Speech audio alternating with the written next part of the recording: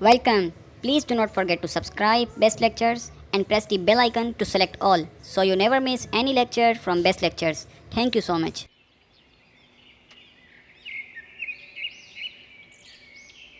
बिस्मिल्लाहिर्रहमानिर्रहीम। कुछ टाइम पहले एक सब्सक्राइबर ने ऑर्गेनिक नेम रिएक्शन की एक बहुत बड़ी लिस्ट दे दी थी, जिसमें से स्टार्टिंग के 2 रिएक्शन यहाँ पर अपलोड कर दिए गए। पहला उसमें नेम रिएक्शन था कैनिज़ारो रिएक्शन। उसका मैकेनिज्म अच्छी तरीके से यहाँ पर बता दिया गया, आप देख सकते हैं, नीचे डिस्क्रिप्शन में लिंक मौजूद है। ठीक है, नेक्स्ट हमने यहाँ पर पढ़ा था पर्किन रिएक्शन, और पर्किन रिएक्शन को भी यहाँ पर मैकेनिज्म के साथ छोटे छोटे सवाल जो जहन में आते हैं वो भी यहाँ पर बता दिए गए। आज हम उसमें से तीसरा नेम रिएक्शन यानी कि माइकल एडिशन रिएक्शन और माइकल रिएक्शन यहाँ पर पढ़ने वाले हैं। उसके अंदर भी क्या होगा कि सबसे पहले हम इसको यहाँ पर, जैसे मैं आपको कुछ वर्डिंग के अंदर बताऊंगा कि क्या होता क्या है, थोड़ा सा आसान से आपको बता दूंगा। नेक्स्ट उसके अंदर हम क्या करेंगे, उसके कुछ मेन पॉइंट्स देखेंगे, क्या क्या चीज़ें ज़रूरत होती हैं, रिएक्शन देखेंगे, लास्ट हम इसका देखेंगे मैकेनिज्म। अच्छा, मैकेनिज्म के अंदर आपको पता है मैकेनिज्म होता है रीज़न। उसके अंदर हर चीज़ का मैं आपको जवाब दूंगा कि इस कंपाउंड ने यहाँ पर क्यों रिएक्ट किया, यहाँ पर क्यों अटैक किया। ठीक है, तो ये छोटे छोटे सवाल इस रिएक्शन के अंदर आते हैं, तो मैं आपको इस सवाल के जवाब भी देता रहूँगा। साथ में हम कुछ पी के वैल्यू क्या होती है, एक्टिव हाइड्रोजन कंपाउंड क्या होता है, एक्टिव मिथिलीन कंपाउंड क्या होता है। ठीक है, इस तरह से आपको बताऊँगा। न्यूक्लियोफाइल क्या होते हैं, न्यूक्लियोफाइल एसिडिक होते हैं, बेसिक होते हैं, ये सारी बातें मैं आपको यहाँ पर बताऊंगा। ठीक है, शॉर्ट के अंदर आपको हर चीज़ के जवाब दूंगा। अच्छा, अब आपके लिए क्या करना है, आप इसको अच्छी सुकून की सांस लें और कॉपी पेंसिल लें और इसको अच्छी तरीके से यहाँ पर आप लिखना शुरू करने स्टार्ट कर दें। तो सबसे पहले तो हमने क्या करना है, पहला स्टेप हमारा क्या है कि हमने माइकल एडिशन रिएक्शन को कुछ वर्डिंग के अंदर यहाँ पर समझना है ना। ठीक है, अब यहाँ पर आसान सी बात ये, एक तो ये बात याद रखिएगा कि इस माइकल एडिशन रिएक्शन को न्यूक्लियोफिलिक एडिशन रिएक्शन भी कहते हैं। ये आपको यहाँ पर बताया भी जाएगा। यानी अगर आपसे कोई पूछे कि ये किस टाइप का रिएक्शन है, तो हमने कहना है कि न्यूक्लियोफिलिक एडिशन रिएक्शन है। न्यूक्लियोफिलिक क्या होते हैं, न्यूक्लियन लवर। ठीक है ना, यानी यूं कहा जाए कि न्यूक्लियस लवर, सॉरी, न्यूक्लियस के अंदर क्या होते हैं, प्रोटॉन्स होते हैं। यानी ऐसा कंपाउंड जो प्रोटॉन से लव करता है उसकी एडिशन हो, उस तरह के रिएक्शन को हम कहते हैं न्यूक्लियोफिलिक एडिशन रिएक्शन। यहाँ मैं आपको बताऊंगा अब इस तरीके से, आप खाली वर्डिंग के अंदर याद रखने के लिए बात बता रहा हूँ। ठीक है, और साथ में अब माइकल रिएक्शन का होता क्या है कि एक क्या होता है माइकल एक्सेप्टर और एक होता है माइकल डोनर। ठीक है, माइकल एक्सेप्टर क्या होता है कि माइकल का ऐसा कंपाउंड होता है कि जिसको इलेक्ट्रॉन की जरूरत होती है, यानी माइकल ऐसा कंपाउंड जो लेने वाला है। ठीक है, और दूसरा होता है एक माइकल डोनर। ठीक है, एक्सेप्टर का मतलब है कि इलेक्ट्रॉन को लेने वाला, और माइकल डोनर यानी माइकल का ऐसा कंपाउंड जो इलेक्ट्रॉन को क्या करने वाला है, अपने पास से रिलीज करने वाला है, डोनेट करने वाला है। तो ये दोनों जब आपस में, ये दोनों कंपाउंड जब आपस में रिएक्ट करते हैं एक बेस की प्रेजेंस में, वो बेस कोई हाईली बेस होनी चाहिए। तो एक माइकल एक्सेप्टर और Michael donor in the presence of highly base के दरमियान जब ये लोग क्या करते हैं, यानी इनकी प्रेजेंस में जब ये क्या करते हैं, रिएक्ट करते हैं, तो उसके नतीजे में आपके पास एक प्रोडक्ट आती है जिसको हम कहते हैं माइकल एडिशन प्रोडक्ट, या फिर 1,4 एडिशन प्रोडक्ट कहते हैं, या फिर हम उसको कहते हैं कॉन्जुगेशन प्रोडक्ट। ठीक है ना, तो ये सारे नाम 1,4 एडिशन प्रोडक्ट क्यों कहते हैं, 1,4 कॉन्जुगेशन क्यों कहते हैं, ये सारी बातें मैं आपको छोटे छोटे सवाल हैं, मैं इसका जवाब भी आपको दूंगा। ठीक है, अच्छा, तो हम यहाँ पर अब इसको स्टार्ट करते हैं। पहले हम क्या करेंगे, थोड़ा सा इसका जो पार्ट है, यानी कि इसके जो कुछ मेन पॉइंट्स हैं कि ये चीज़ें होना ज़रूरी है, तो उसको हम पहले लिखते हैं, फिर इसके बाद हम उसका रिएक्शन करेंगे, फिर मैकेनिज्म करेंगे, और साथ में कुछ कन्फ्यूजन्स के सवालात को भी हम क्या करेंगे, क्लियर करेंगे। ठीक है, अब सबसे पहले बात क्या आती है हमारे सामने कि अगर आपके पास क्या हो, क्या क्या चीज़ होनी चाहिए। पहले तो आपके पास क्या होना चाहिए, माइकल एक्सेप्टर होना चाहिए। ठीक है, माइकल एक्सेप्टर, हमारा रिएक्शन का नाम क्या है, माइकल रिएक्शन। ठीक है, याद रखिएगा माइकल रिएक्शन हमारे रिएक्शन का नाम है, साथ में हम इसका मैकेनिज्म भी पढ़ेंगे। ठीक है, तो एक हवा आपके पास क्या होना चाहिए, मेन पॉइंट्स की अगर हम बात करें तो माइकल एक होना चाहिए आपके पास, माइकल एक्सेप्टर, इसके एग्जाम्पल में हम यहाँ पर लिखेंगे सब। ठीक है, और दूसरा आपके पास क्या होना चाहिए, एक माइकल डोनर होना चाहिए। ठीक है, यानी एक इलेक्ट्रॉन को देने वाला, एक इलेक्ट्रॉन को लेने वाला। ठीक है, डोनर क्या करेगा, डोनेट करेगा, और एक्सेप्टर इसको कबूल कर लेगा। अच्छा जी, साथ में क्या होना चाहिए आपके पास, एक बेस होनी चाहिए। बेस भी किस तरह की हो तो आपको पता लग जाएगा, और यहाँ पर आपके पास मिलेगा क्या, आपको यहाँ पर मिल जाएगा माइकल प्रोडक्ट मिल जाएगा। ठीक है, माइकल प्रोडक्ट आपको मिल जाएगी, माइकल प्रोडक्ट। अच्छा देखिए, अब ये माइकल एक्सेप्टर से क्या मतलब है, कैसा, कौन सा ऐसा कंपाउंड है, कौन सा एक स्पेसिफिक कंपाउंड है। यहाँ पर आ जाएगा आपके पास अल्फा बीटा, मैं बनाकर दिखाऊंगा आपको, अल्फा बीटा अनसैचुरेटेड। अभी सिर्फ आप वर्डिंग याद रखें इसको। ठीक है, अल्फा बीटा अनसैचुरेटेड, या तो हम कह सकते हैं एल्डिहाइड कह दें, या फिर आप कीटोन कह दें। नॉर्मली हम एल्डिहाइड यहाँ पर यूज़ करेंगे, तो इसलिए मैं यहाँ पर लिखता हूँ एल्डिहाइड। ठीक है, वजह क्या है इसकी, मैं आपको यहाँ पर इसकी वजह भी बताऊँगा। ठीक है, साथ में आपके पास होता है माइकल डोनर।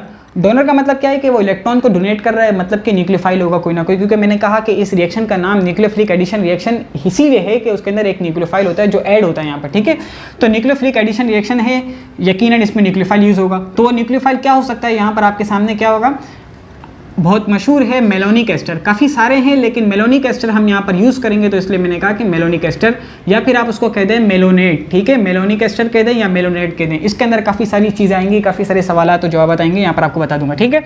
अच्छा, अब बेस हम यहाँ पर कौन सी यूज़ करेंगे? बेस मैंने कहा एक हाईली बेसिक होनी चाहिए, ठीक है ना, और यहाँ पर हम यूज़ करेंगे इथॉक्साइड यानी C2H5ONA। मैं यहाँ पर लिख भी देता हूँ इथॉक्साइड, ठीक है, छोटी थी इसलिए मैंने साथ में इसका फॉर्मूला भी लिख दिया, इथॉक्साइड, ठीक है, बात समझ में आ रही है। सोडियम इथॉक्साइड कहेंगे इसको, डायरेक्ट इथॉक्साइड नहीं कहेंगे, सोडियम इथॉक्साइड, Na की वजह से सोडियम। और इथॉक्साइड आपको पता है कि जब आपके पास, यानी अगर हम बात करते हैं फॉर्मूला, अगर जनरल फॉर्मूला बात करें ROR, तो आप इसको क्या कहते हैं?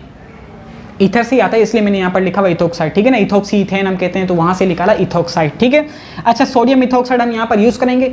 बात ये आती है कि ये क्यों इतनी एसिडिक है, या फिर ये क्यों इतनी बेस जो है, इतनी स्ट्रॉन्ग बेस कैसे है? ये हमने यहाँ पर यूज़ तो करनी है, स्ट्रॉन्ग बेस यूज़ करनी है, ठीक है। अब ये स्ट्रॉन्ग बेस कैसे, ये भी बात आपको मैं बता दूंगा, ठीक है। अच्छा, अब आती है माइकल प्रोडक्ट, तो आपके पास यहाँ पर जो माइकल प्रोडक्ट जो बनेगा वो 1,4 एडिशन प्रोडक्ट बनेगा। 1,4 कैसे होता है शायद आपको मालूम भी हो, लेकिन मैं आपको यहाँ पर बताऊंगा भी कि 1,4 यहाँ पर काउंटिंग करके बताएंगे भी, ठीक है। 1,4 एडिशन प्रोडक्ट बनेगी। चलिए, अब हम इसके मेन पॉइंट सेकेंड आपने इसके नोट कर लिए होंगे। अब हम इसका रिएक्शन करते हैं, रिएक्शन के बाद इसका मैकेनिज्म करेंगे। रिएक्शन भी जनरल रिएक्शन है, याद रखना पड़ेगा थोड़ा सा, ठीक है। वही बात है कि माइकल डोनर होगा, माइकल एक्सेप्टर होगा, बेस होगी, फिर आपके पास माइकल एडिशन प्रोडक्ट आ जाएगी। यानी मेन पॉइंट्स की वही बात है, सिर्फ इसके अंदर हम क्या करेंगे? फॉर्मूला टाइप लिखेंगे, कंपाउंड बना कर लिखेंगे, ठीक है।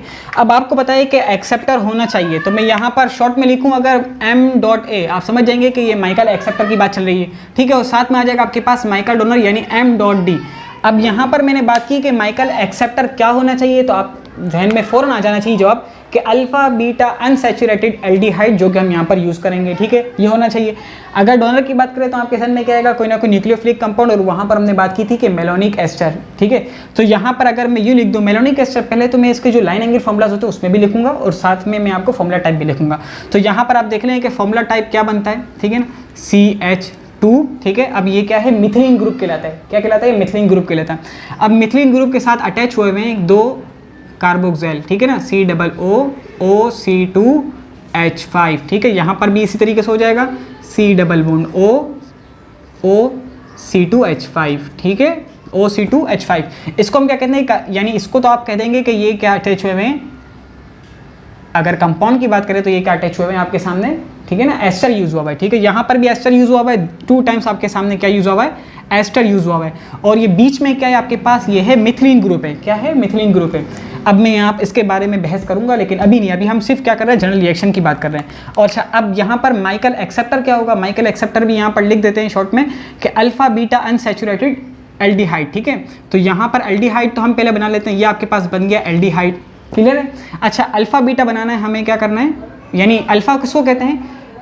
फंक्शनल ग्रुप से अटैच हुआ पहला कार्बन क्या होता है? अल्फा होता है। तो ये आ गया अल्फा आ गया, और ये आपके पास आ गया बीटा आ गया। अल्फा बीटा के दरमियान क्या हुआ है? डबल बॉन्ड बना हुआ है, अनसैचुरेट है, ठीक है। तो यहाँ पर आपके सामने आ गया, इसकी हम वैलेंसीज को कंप्लीट कर लेते हैं। तो यहाँ पर भी आप क्या कर लें? वैलेंसीज को कंप्लीट कर लिया, ठीक है। तो अल्फा बीटा अनसैचुरेटेड, क्लियर है कि नहीं? 1 2 3 4, 1 2 3 4, ठीक है, क्लियर है सब कुछ। तो ये आपके पास 2 कंपाउंड्स आ गए, इनको आपने क्या करना है? एक बेस की प्रेजेंस में, एक बेस आपके पास क्या होने चाहिए? सोडियम इथॉक्साइड आपके पास बेस यूज हुई है, C2H5ONA, सोडियम इथॉक्साइड, ठीक है। O पर नेगेटिव, सोडियम पर पॉजिटिव, क्लियर है बात, क्योंकि सोडियम इलेक्ट्रॉन डोनेट करने के लिए तैयार है, ऑक्सीजन लेने के लिए तैयार है। आगे चलते हैं हम, यहाँ पर आपके पास प्रोडक्ट क्या बनेगी? आसान सी बात है, प्रोडक्ट आपके पास कुछ यूँ बन जाएगी।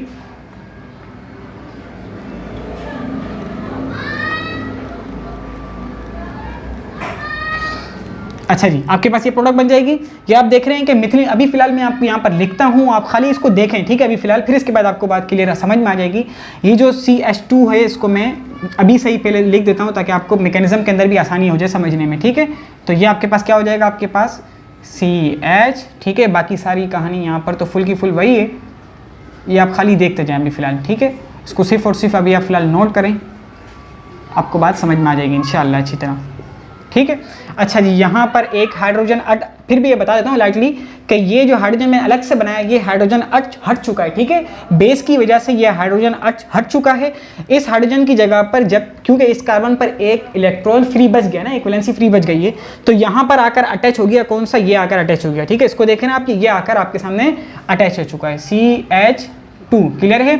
जब ये आकर अटैक हुआ, ठीक है ना, यानी यहाँ आकर जब अटैच हो गया इससे, तो यहाँ पर भी इसकी वैलेंसी एक बढ़ने लगी, तो पाई बॉन्ड टूटा है। ठीक है, CH2 वाला बॉन्ड नहीं टूटा, पाई बॉन्ड टूट गया। ठीक है, समझ में आ गई? पाई बॉन्ड यहाँ से टूट गया। जब पाई बॉन्ड यहाँ से टूटा तो इस कार्बन पर एक इलेक्ट्रॉन ज्यादा आ गया। ठीक है, तो उसने क्या कर दिया, नेक्स्ट वाले के साथ बॉन्ड बना लिया। इसने तो अपने आप को आगे शिफ्ट कर दिया। फिर इस नतीजे में क्या हुआ कि इस कार्बन पर जो ऑक्सीजन के साथ डबल बॉन्ड बना हुआ था उसने ये बॉन्ड तोड़ दिया। अभी अगर आपको नहीं समझ में आ रहा तो इसको छोड़ दें, मैं इसको यहाँ पर रख देता हूँ। ठीक है, फिर बाद में आपको समझा भी दूंगा। ठीक है, ये क्लियर है? अच्छा, अगर मैं इसको यानी लाइन एंगल में लिखूँ तो लाइन एंगल में मैं इसको किस तरह से लिखूँगा? आसान सा है बिल्कुल। ये आपके पास क्या आ जाएगा पहले तो, ठीक है, यहाँ आपके पास आ जाएगा ऑक्सीजन, ये भी आ गया आपके पास ऑक्सीजन। अच्छा जी, ये आपके पास आ गया ऑक्सीजन, ये आ गया आपके पास C2H5, या फिर मैं इसको इस तरह से लिख देता हूँ। ठीक है, क्लियर है? आसान है। इस तरह आपको नहीं समझ में आता डायरेक्ट, इसलिए मैंने नहीं लिखा। ठीक है, क्लियर है? ये आसान है बिल्कुल बिल्कुल। इसी तरह ये बीच में CH2 आया हुआ है, CH2 फिर दोनों उसके साथ क्या अटैच हुए हुए हैं, कार्बन कार्बन, ये कोना कार्बन का है, ये भी कार्बन का है, double bond oxygen, double bond oxygen, पूरा आप देख रहे हैं इसको। सही है? और ये वाला जो अल्फा बीटा अनसैचुरेटेड वाला मैंने बनाया था, ये भी आप देख रहे हैं कि यहाँ पर मैंने इस तरीके से बनाया हुआ है कुछ। ठीक है, ये डबल बॉन्ड आ गया, अनसैचुरेटेड डबल बॉन्ड आ गया, साथ में एक कार्बन दिया हुआ, ये कार्बन भी आ गया, कार्बन के साथ डबल बॉन्ड ऑक्सीजन भी आ गया। ठीक है, और यहाँ पर एल्डिहाइड का एक हाइड्रोजन भी आ गया, जो मुझे अलग से दिखाना पड़ेगा। बाज़ लोग ये यूज़ करते हैं कि आगे भी यूज़ करते हैं, मर्जी है, मैंने ये नहीं यूज़ किया तो इसलिए मैंने नीचे भी नहीं बनाया हुआ। साथ में ये आपके पास क्या प्रोडक्ट मिल गई, असल में इसमें ही देर लग जाएगी, इसलिए मैंने नहीं यूज़ किया था इसको। ठीक है, अच्छा जी, यहाँ पर आपके सामने आ गया कुछ इस तरीके से, एक हाइड्रोजन आ जाएगा। अच्छा जी, वही double bond oxygen, double bond oxygen, यहाँ पर आपके सामने आ गया ऑक्सीजन, फिर ये आ गया C2H5, यानी कि ठीक है, बस इतना बहुत है।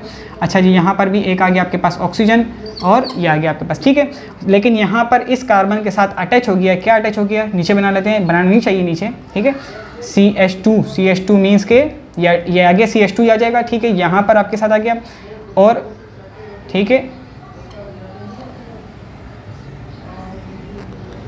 फिलहाल तो इस तरह ही आएगा। ठीक है, ये इस तरह का कंपाउंड है, ये अपनी मर्जी से बनाया है, क्योंकि आपको भी मैं बताऊंगा कि आप अपनी मर्जी से बनाएंगे, याद नहीं करें इसको। ठीक है, तो यहाँ पर आप देख रहे हैं कि आपके सामने लाइन एंगल भी आ गया, और ये इस तरीके से, यानी अगर सही तरीके से अगर स्केलेटन बनाकर दिखाएं तो ये भी आपके सामने आ गया। ठीक है, अब हम इसका मैकेनिज्म देखते हैं। मैकेनिज्म असल है, मैकेनिज्म में सवाल जवाब आपको मिल जाएंगे। ठीक है, आगे देखते हैं। ये मैं इसको मिटा दूँ आपके सामने ही।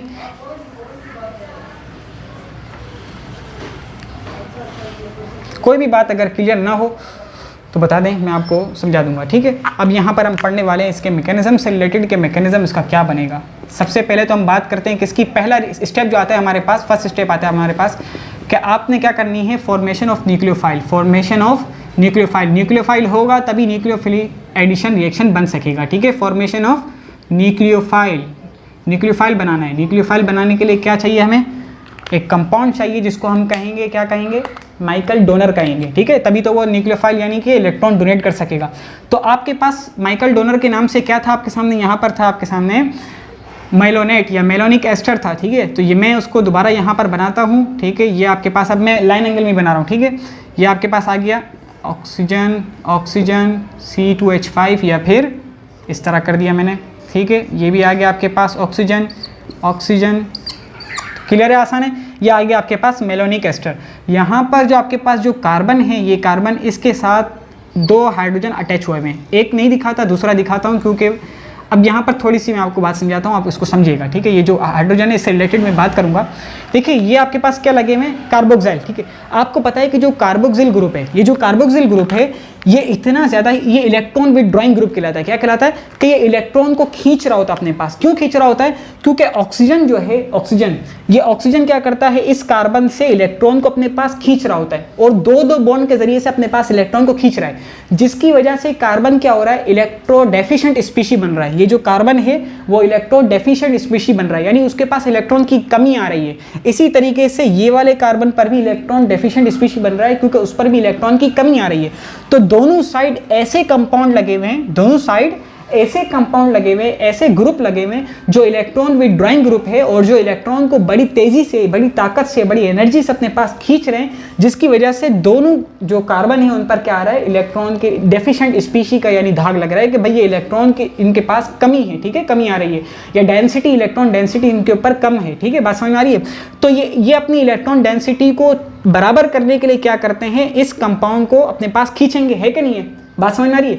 जब ये इलेक्ट्रॉन डेंसिटी को बराबर करने के लिए इस तरह की जो हाइड्रोजन है उसको अपने पास खींचते हैं, या फिर इस कार्बन को अपने पास खींचते हैं, जो बीच में जो कार्बन है मिथिलीन ग्रुप है उसको क्या करते हैं, अपने पास खींचते हैं, ठीक है।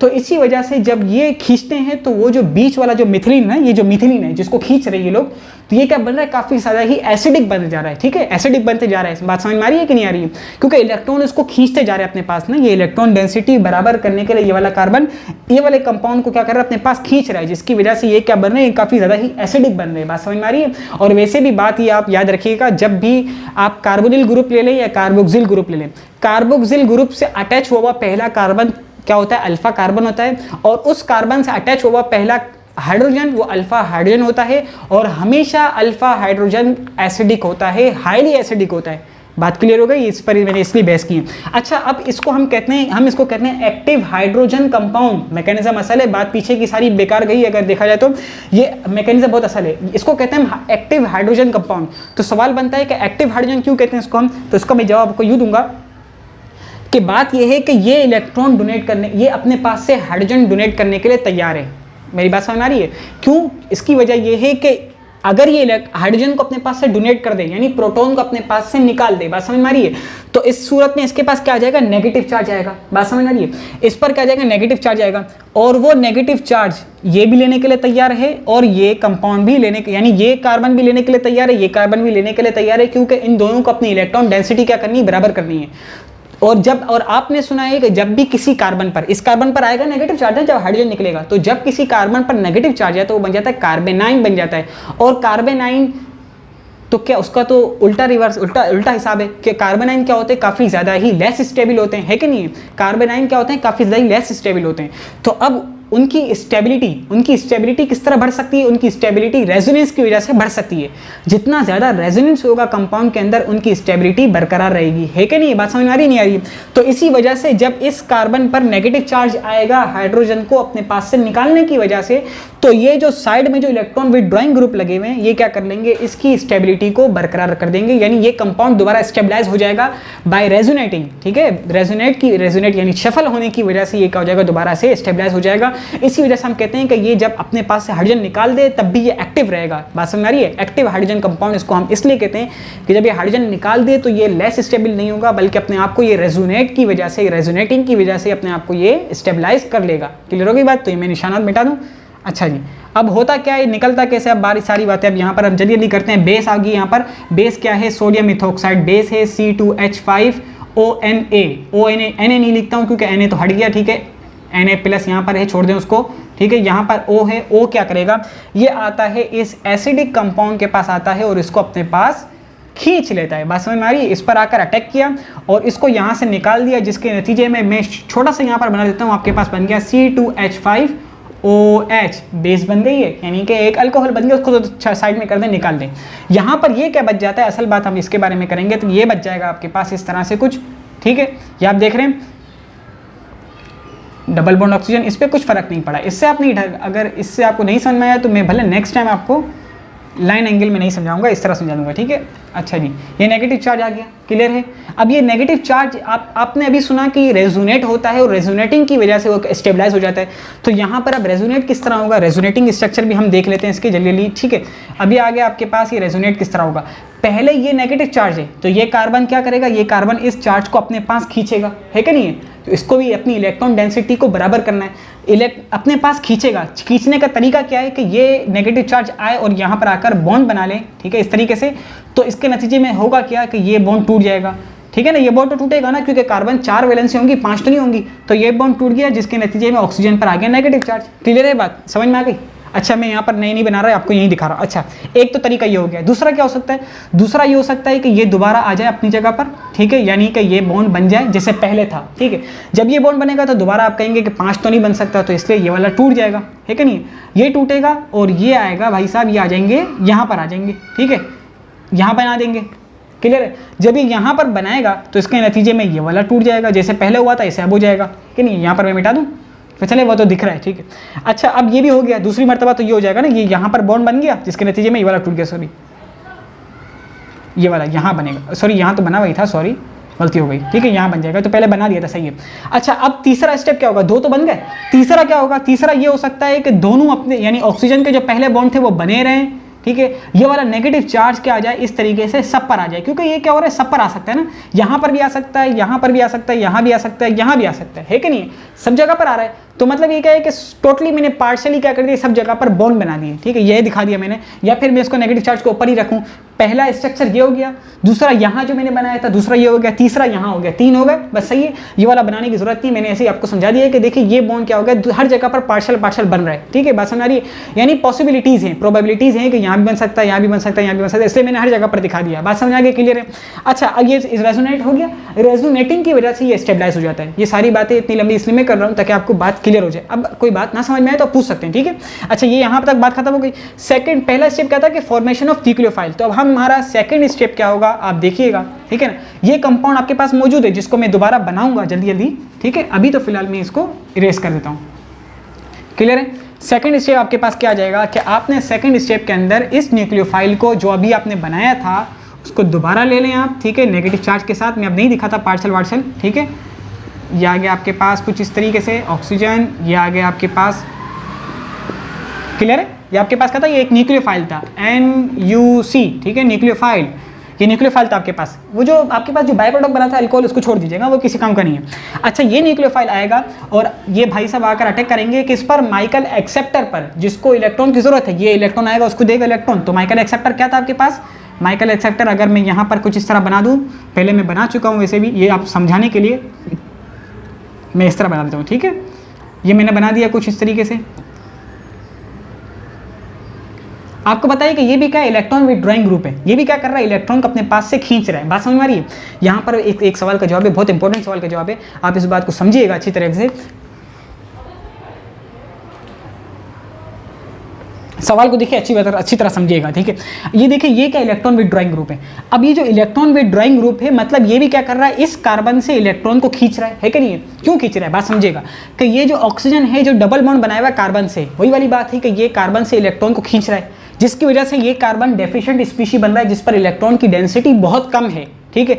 अब ये अपनी डेंसिटी को बराबर करने के लिए इस कंपाउंड से, यानी इस कार्बन से जो कि एक अल्फा कार्बन है, उससे क्या कर रहा है, अपने इलेक्ट्रॉन डेंसिटी पूरी करने के लिए इससे इलेक्ट्रॉन को अपने पास खींच रहा है कि नहीं है। ये इससे इलेक्ट्रॉन को खींच रहा है अपने पास, जिसकी वजह से ये वाला हाइड्रोजन काफ़ी ज़्यादा ही एसिडिक है। मेरी बात समझ में आ रही है, ये वाला हाइड्रोजन काफ़ी ज़्यादा ही एसिडिक है, ठीक है।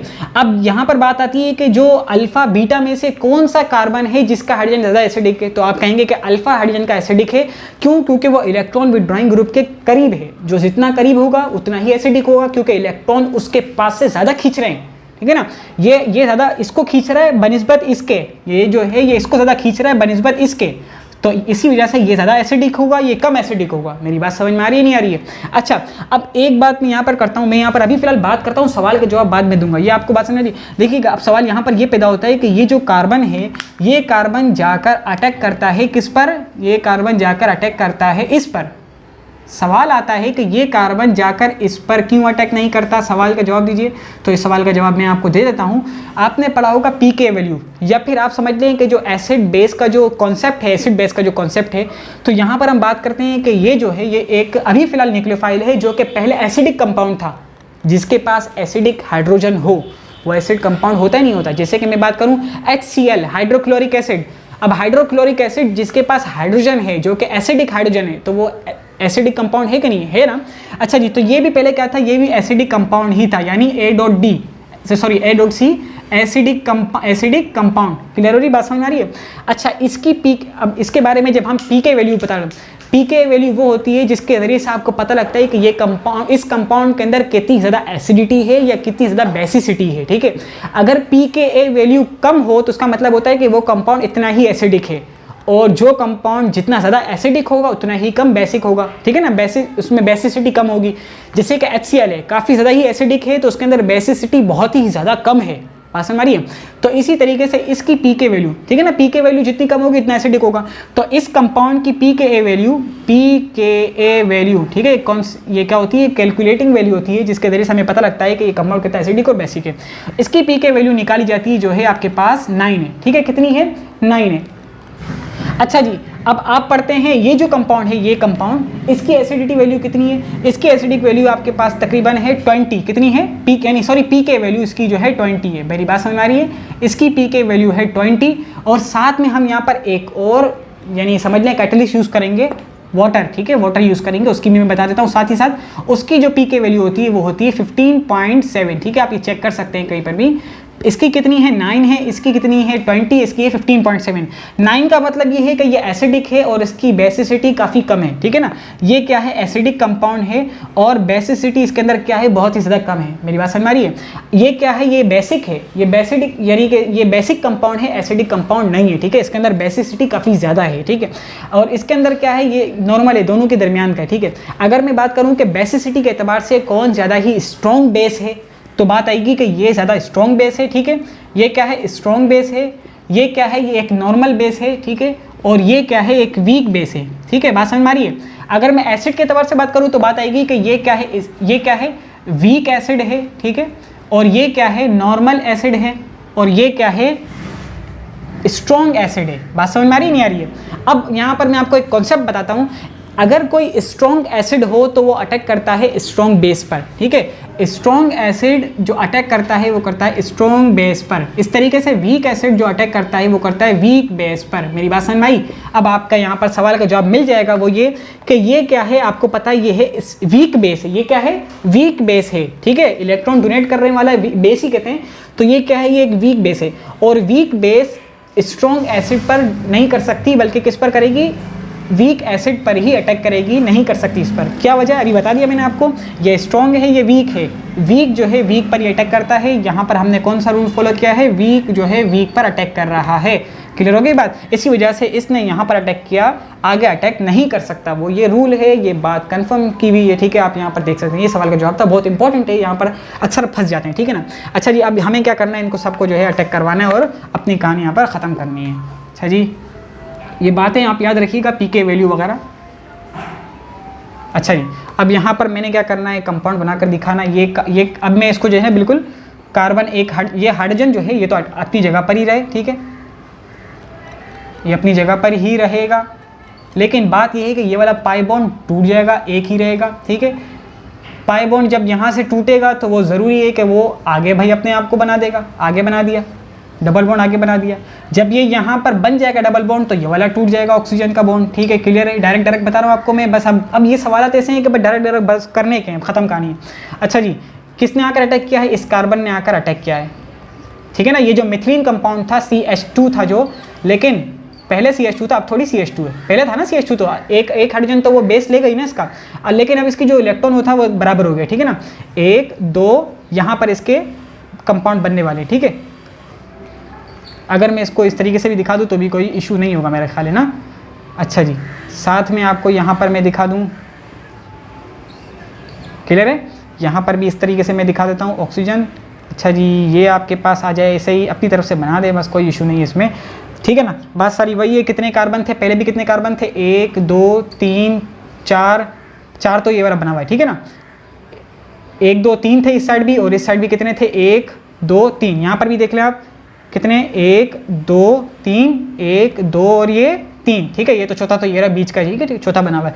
तो ये आपके पास एक कंपाउंड आ गया। अब ये कंपाउंड यहाँ पर ख़त्म नहीं हो जाता, ठीक है। अब ये क्या करेगा? ये दोबारा से आएगा, यहाँ पर आकर अटैक करेगा अपना, यानी ये दोबारा क्या कर देगा? यहाँ पर आकर अटैक करेगा और अपनी इलेक्ट्रॉन डेंसिटी को दोबारा बरकरार कर देगा, यानी डबल बॉन्ड बना देगा, ठीक है। जब ये डबल बॉन्ड बनाएगा दोबारा से ये टूट जाएगा, टूटेगा, ठीक है। जब ये टूटेगा तो ये भाई साहब क्या करेंगे, मैंने यहाँ पर एक बनाया था हाइड्रोजन, मैंने कहा था ये यूज़ होगा, ये कैटेलिस्ट यूज़ होगा, ये यहाँ पर अभी यूज़ हो रहा है। देखिए ये जो नेगेटिव आयन है, ये नेगेटिव क्या करेगा, ये भाई साहब जाएंगे हाइड्रोजन यानी OH के H पर जाकर अटैक करेंगे, जिसके नतीजे में यहाँ पर आपके पास आ जाएगा H। ठीक है, मैं ये हटा देता हूँ अब यहाँ पर पूरा, ये यहाँ पर मैं लगा देता हूँ, H आ गया। ठीक है, अब इलेक्ट्रॉन डेंसिटी बराबर हो गई, क्लियर है।